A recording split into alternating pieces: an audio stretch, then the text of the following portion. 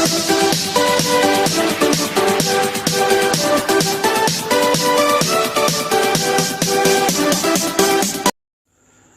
Welcome back students, आपका स्वागत है मेरा यूट्यूब चैनल पे। स्टूडेंट्स, आज बहुत ही इम्पोर्टेंट सेक्शन के ऊपर हम लोग चर्चा करेंगे जो फिगर ऑफ स्पीच है। और फिगर ऑफ स्पीच में आज हम लोग डिस्कस करेंगे सिमिले जो फिगर ऑफ स्पीच है उसके ऊपर में हम लोग आज डिस्कस करेंगे। तो सिमिले फिगर ऑफ स्पीच जो है इसके ऊपर हम लोग डिस्कस करेंगे। आप देख पा रहे हैं सिमिले जो है एक फिगर ऑफ स्पीच है, ठीक है। तो ये फिगर ऑफ स्पीच जो है इसका प्रयोग होता है लिटरेचर में जैसे पोएट्री हो गए, आपके नॉवेल्स हो गए, इन सारी चीज़ों में, ड्रामा हो गए, इन सारी चीज़ों में सिमिले का प्रयोग होता है, यानी फिगर ऑफ स्पीच का प्रयोग होता है। तो सिमिले है क्या, चलिए इसको हम लोग देख लेते हैं। देखिए, सिमिले लिटरेचर में एक फिगर ऑफ स्पीच है, ठीक है। सिमिले जो है लिटरेचर में एक फिगर ऑफ स्पीच है जो दो विभिन्न वस्तुओं के बीच समानता को प्रस्तुत करता है। सिमिले जो फिगर ऑफ स्पीच है लिटरेचर में यूज होता है, इसका प्रयोग दो विभिन्न वस्तुओं के बीच समानता को प्रकट करता है, ठीक है। समानता दिखाने हेतु लाइक या एज का प्रयोग किया जा सकता है, यानी दो विभिन्न वस्तुओं के बीच में समानता दिखाने के लिए एज और लाइक का प्रयोग किया जा सकता है। देखा, एज का प्रयोग किया जा सकता है और लाइक का भी प्रयोग किया जा सकता है, ठीक है। सिमिले का प्रयोग पोएट्री या नॉवेल में होता है। जी हाँ, जैसे मैंने कहा कि लिटरेचर में सिमिले का प्रयोग होता है, तो लिटरेचर के अंतर्गत आपका पोएट्री और नॉवेल दोनों आ जाते हैं। तो सिमिले का प्रयोग लिटरेचर में होता है। अब सबसे जो इम्पोर्टेंट बात है, सिमिले जो विभिन्न वस्तुओं के बीच समानता को प्रकट करता है और उसके लिए लाइक और एज का प्रयोग होता है। अब सेंटेंस के माध्यम से मैं आपको बताने का प्रयास करता हूँ। देखिए, you slept like a dog, ठीक है। अब देखना, यू अ डॉग, दोनों अलग अलग चीज़ें हैं। यू किसी व्यक्ति को बोल रहे हैं कि तुम ऐसे सोए, लाइक अ डॉग यानी एक कुत्ते के समान तुम सोए। तो देखना, यहाँ लाइक का प्रयोग हुआ है और दो विभिन्न व्यक्ति वस्तु जो है वो यू और डॉग। यू किसी व्यक्ति का नाम, किसी व्यक्ति के लिए प्रयोग हो रहा है, और डॉग एक जानवर का नाम। तो इन दोनों के बीच समानता दिखाने के लिए लाइक का प्रयोग हुआ। और समानता क्या है, सोने का अंदाज, यही जो है समानता है जिसे प्रकट करने के लिए सिमिले का प्रयोग हुआ। और यहाँ सिमिले जो प्रयोग हुआ वो हुआ लाइक। चलिए दूसरा देख लेते हैं। C is like a fish out of water. C is like, यानी सी जो है वो समानता उसका समानता जो है दिखा रहा है किसके साथ, अ fish out of water. Fish out of water का मतलब हो गया है जब जैसे कोई मछली को पानी से बाहर निकाल दिया जाता है तो कैसे उसकी स्थिति कैसे होती है, उस तरह से कंपैरिजन किया गया है। इन दोनों के बीच में समानता को दिखाया गया है, ठीक है। तो इसके लिए सिमिले का प्रयोग लाइक जो है वो सिमिले आया। चलिए, बहुत अच्छे। दो विभिन्न वस्तुओं के बीच समानता दिखा रहा है। You look like Ram. देखिए, यहाँ यू और राम दोनों अलग अलग हैं, लेकिन समानता जो है दिखाने के लिए यहाँ लाइक का प्रयोग किया गया, जो एक सिमिले है कि तुम राम जैसे दिखते हो। Shyam is doing as Ram did. जैसे राम ने किया वैसे श्याम कर रहा है। तो यहाँ सिमिले एज का प्रयोग हुआ है, जो एक इस सेंटेंस में प्रयोग हुआ है और एक फिगर ऑफ स्पीच है। चलिए अगला देख लेते हैं। Radha is dancing as Rani dance. जैसे रानी डांस करी वैसे राधा डांस कर रही है। तो इसके लिए सिमिली एज का प्रयोग हुआ। और राधा और रानी दोनों अलग अलग नाम है, दोनों अलग अलग लड़की होगी। तो इन दोनों का प्रयोग, इन दोनों के बीच समानता का प्रयोग के लिए सिमिली एज का प्रयोग हुआ। तो सिमिली आप जान लें कि एक फिगर ऑफ स्पीच है जिसका प्रयोग लिटरेचर में दो विभिन्न वस्तुओं के बीच समानता को प्रकट करने के लिए प्रयोग किया जाता है, और उसके लिए समानता को प्रकट करने के लिए एज या लाइक का प्रयोग किया जाता है, यानी एज और लाइक जैसे शब्द का प्रयोग किया जाता है। So thanks for watching, wait for the next video. Hello welcome back students, आपका स्वागत है मेरा यूट्यूब चैनल पे।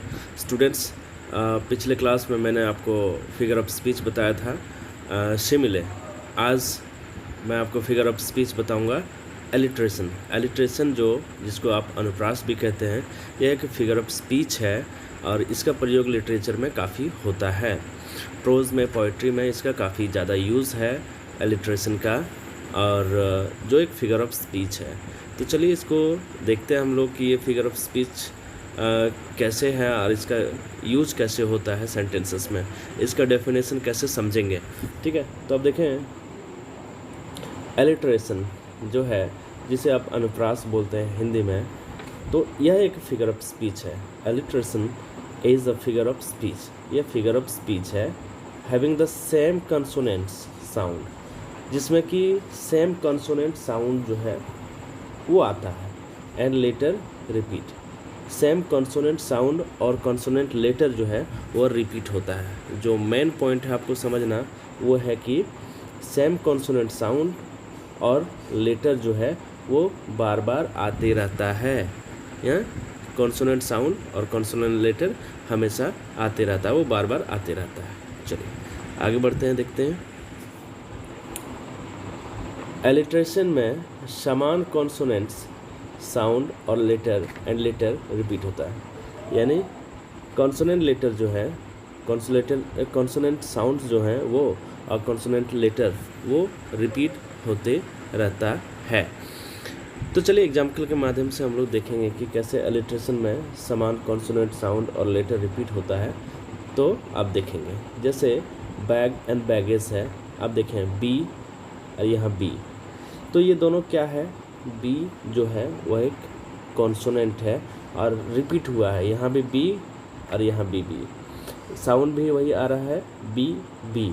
ठीक है, तो अब बैग भी देख सकते हैं BAG, यहाँ भी देखें BAG।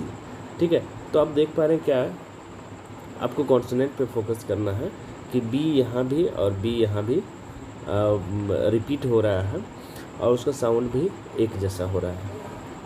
फिर यहाँ देखें thick and thin, thick THI यानी THI को जैसे आप बोलेंगे थी, यहाँ भी थिन में आप THI को थी बोलेंगे। तो यहाँ आप आई को छोड़ दें, चूँकि आपको कॉन्सोनेंट लेना है। TH यानी था, यह कॉन्सोनेंट है जो रिपीट होते रहा है। ठीक है, उसी तरह देखें फायर में F, यहाँ भी F, ये दोनों कॉन्सोनेंट हैं और जो रिपीट हुआ है। तो ये हो गया आपके एलिट्रेशन, जिसका डेफिनेशन मैंने बताया कि कॉन्सोनेंट जो है लेटर और कॉन्सोनेंट साउंड जो है वो अक्सर आते रहता है, वो रिपीट होते रहता है। यह एलिट्रेशन है। ठीक है, so thanks for watching, wait for the next video. Hello, welcome back student, आपका स्वागत है मेरा यूट्यूब चैनल पे। बच्चों, आज हम लोग पर्सोनिफिकेशन जो फिगर ऑफ स्पीच है उसके बारे में जानकारी इकट्ठा करेंगे कि पर्सोनिफिकेशन फिगर ऑफ स्पीच जो है वो क्या है। तो चलिए समय गंवाए बिना हम लोग वीडियो को स्टार्ट करते हैं। आप देख पा रहे हैं पर्सोनिफिकेशन, जिसको कि मानवीकरण भी बोलते हैं।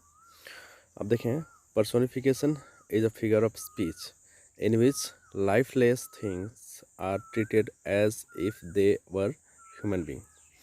इस पर्सोनिफिकेशन फिगर ऑफ स्पीच में क्या होता है कि लाइफलेस जो थिंग्स होते हैं, जो निर्जीव चीज़ें होती हैं, जो निर्जीव वस्तुएं होती हैं, वो ऐसा ट्रीट करते हैं लगता है कि जैसे वो सजीव। तो यही पर्सोनिफिकेशन का मेन उद्देश्य और इसे समझना ये होता है कि पर्सोनिफिकेशन में चीज़ें जो है, जो निर्जीव चीज़ें हैं, वो सजीव जैसा व्यवहार करती है। तो निर्जीव चीज़ें सजीव जैसा व्यवहार करना ये पर्सोनिफिकेशन कहलाता है। आप देखें, इसमें जो है निर्जीव वस्तुएं सजीव की तरह कार्य या व्यवहार करती है। कैसे, चलिए हम लोग देखते हैं कुछ एग्जाम्पल के माध्यम से। Time and tide waits for none. समय जो है, ये टाइम एंड टाइड जो एक साथ में आया हुआ है, ये किसी का इंतज़ार नहीं करते हैं। तो ये टाइम एंड टाइड जो है ये सजीव वस्तुएं तो है नहीं, है निर्जीव वस्तुएं हैं, लाइफलेस हैं। तो अब देखिए ये करता है कि किसी चीज़ का इंतज़ार नहीं करता। ठीक है, तो यहाँ तो निर्जीव चीज़ें हो गई टाइम एंड टाइड, लेकिन यहाँ कार्य ये कर रहा है कैसे, जैसे लग रहा है कि ये सजीव हो, कि किसी चीज़ का इंतज़ार नहीं करता। Opportunity knocks at the door but once. अवसर जो है दरवाज़ा खटखटाता है बस एक बार। तो यहाँ अपॉर्चुनिटी जो है, अपॉर्चुनिटी ये लाइफलेस थिंग है, मतलब कि निर्जीव वस्तुएं हैं, लेकिन यहाँ व्यवहार ये कर रही है सजीव के जैसा कि वह दरवाज़ा को नॉक करती है। चलिए, बहुत अच्छे। चैनल पे आप नए हैं तो चैनल को ज़रूर से ज़रूर सब्सक्राइब कर लें। देखें, अ लाई हैज़ नो लेग्स, झूठ का कोई पाँव नहीं होता है। तो यहाँ आप देखें, अ लाई जो है ये निर्जीव चीज़ें हैं, झूठ निर्जीव चीज़ें हैं, लाइफलेस थिंग है, लेकिन यहाँ व्यवहार हो रहा है कि उसके पाँव नहीं होते हैं। मतलब पाँव किसे होते हैं? सजीव चीज़ों के पाँव होते हैं, लेकिन लाइफलेस थिंग्स के लिए पाँव नहीं होते हैं। तो लाई यहाँ जो है ये लाइफलेस थिंग है जो पर्सोनिफिकेशन का कार्य कर रहा है, और लग रहा है ऐसे कि ये